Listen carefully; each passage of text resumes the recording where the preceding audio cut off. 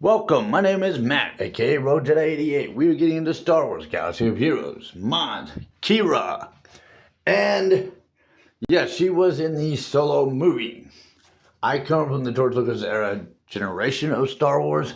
For me, specifically, starting from the 1990s, having been introduced to Star Wars by my dad in the from his introduction of the 1970s.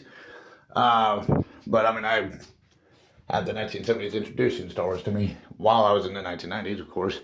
I am a major book reader. Didn't start off that way as a kid, but I more so am now. I'm also a published book author. And I do read a lot of Star Wars books. There is like a whole freaking library of Star Wars, especially from the George Lucas generation. And as I have pointed out, with the Disney Star Wars, they have largely botched up what was George Lucas Star Wars through the post-Return of the Jedi stories. Now, pre A New Hope, they've done pretty good. Solo is a finicky one, though. I will say this. There were elements of it that was good, and then there were elements of it not so good. You can see too much of Disney getting in the way. Yes, of course, we would see Disney getting in the way. They own Star Wars now. I get that. But, you know, the George Lucas generation of Star Wars fans, they're going to have read the books. And a lot of Han Solo's backstories do show up in the very timeline section that Disney has never read when they screwed up the sequel trilogy as well as the Book of Boba Fett series. One of the things that is kind of apparent that didn't get followed through was, okay, so they did draw a number of the backstories that were in the post-Return of the Jedi books of Han Solo, and they are largely scattered. They really are. You don't just get a massive backstory chunked all in one book. You kind of get slivers of them, bits and pieces of them throughout each book that Han makes any appearance in. So to pinpoint any one book specifically, kind of hard to do because they're spread out. Now there is the Han Solo journal.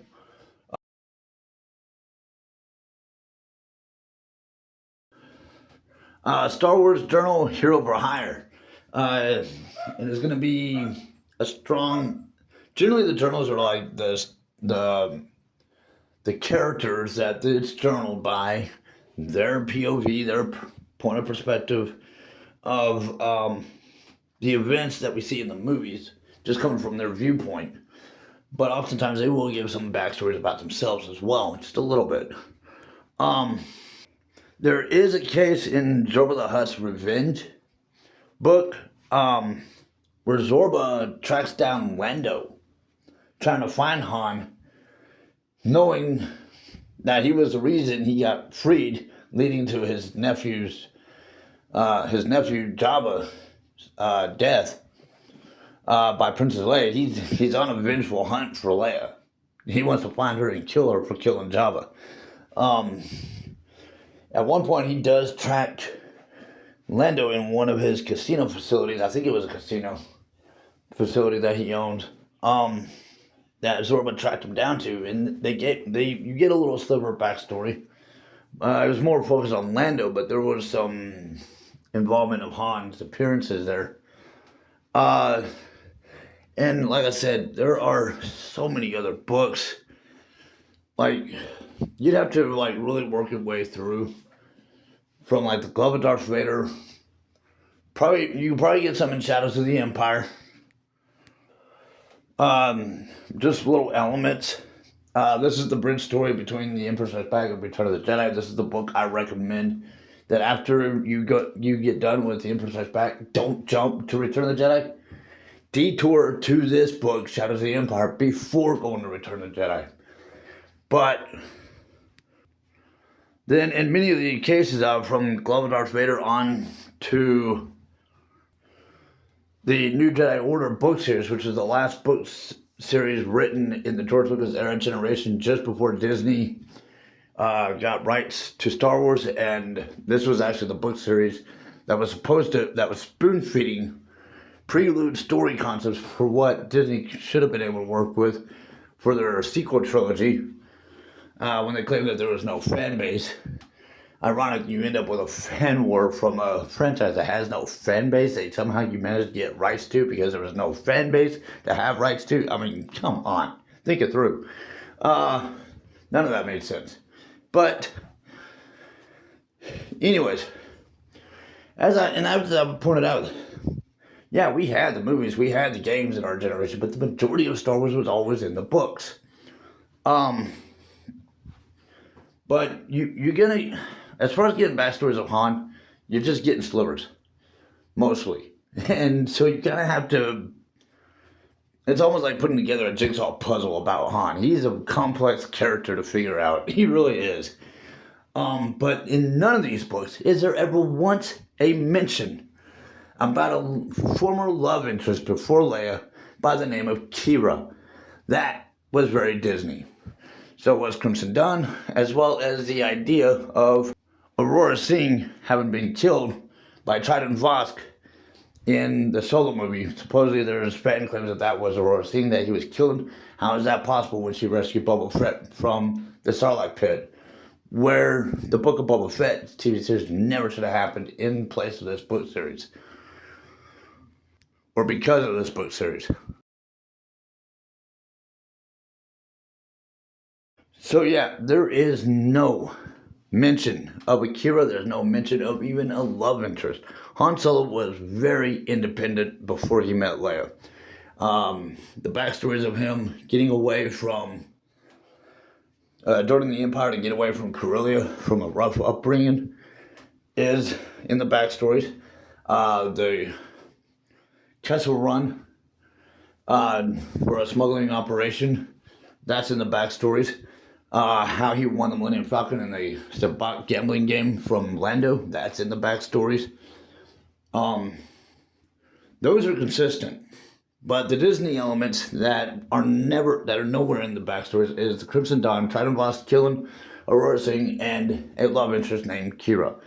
Those are all nowhere in the George Lucas era generation of the books that hold any backstories of Han Solo. As for how Han met Chewbacca, I honestly don't recall ever reading anything on specific matters as to how those two did meet. They do go far, pretty back. They do go back a ways. And yeah, Chewbacca is mentioned as having been a part of that Kessel Run with Han. But I don't recall reading anything as to the specificness of how they met. So that right there, I believe Disney may have had to fill the gaps on. But, so it was kind of 50-50, to be honest. Half of it kept true, and then the other half Disney got too much in the way. So yeah, but she's here nonetheless, and we are here to do her mods. Qi'Ra is a mercenary scoundrel smuggler, or she squads up with them. She runs as a leader for them. She is a support character. If you go to my very first video in my mods video, character mods video playlist, I definitively explain the various different types of character roles as well as the various different types of mods and their purpose when you apply them to various different types of character roles. And the swgoh.gg online website recommends the same in-game tips of speed and critical chance. Now, if you were to look at each of her abilities, she does have elements of physical damage. So, critical damage is making sense. Definitely. Whoop. Critical elements as well. Some health as well. Potency is even being viewed there. I'm seeing elements for potency. And that is something to consider. You do speed and potency. Potency is a chemistry term. It just simply means to kind of dominate a bland situation, if you want to put it that way. More specifically in a battle, when she attacks, they're gonna feel it. And of course, speed. That's more of an attacker roles, an attacker character role, DNA design within them. For a support character, especially if they're a leader, they gotta strategize, and sometimes they gotta kind of take away from needing to move when they need to move because they're busy thinking, you know. You add a little speed, it makes her a little bit quicker in her movements, in her strategizing, whatever she's gotta do. It will make her a little bit quicker on her feet. So you're kind of cross-training her to be a support attacker character in this case. And that's a lot of what we're doing with these mods. We're either enhancing what their primary character role abilities already are, or we're kind of cross-training them to serve another character role purpose outside of what they're already designed to do. So speed and critical chance. Well, chance is like a gambling word. It's a thing of statistical odds. Whether or not you can actually hit your mark. You add the word critical. Well, now you increased your odds, the likeliness that you are going to actually hit your target. I suppose you could consider critical damage with this critical chance if you wanted to. It would allow her to have a nice little punch to her attacks. But that speed, it does, I mean, it can also compensate and have her being able to attack, like an attacker role character with that. If you want to do the speed and potency, I mean, that would be almost like well, I don't want to say necessarily a tank character like Punch, because tanks aren't necessarily quick. They're generally kind of slow. In fact, they generally need speed to make their punch even more prominent, more noticeable. But either direction, we are kind of like, making her a little bit quick on her feet and making sure that when she attacks, her hits are noticed. That her hits are harder to dodge, harder to deflect, harder to avoid, evade.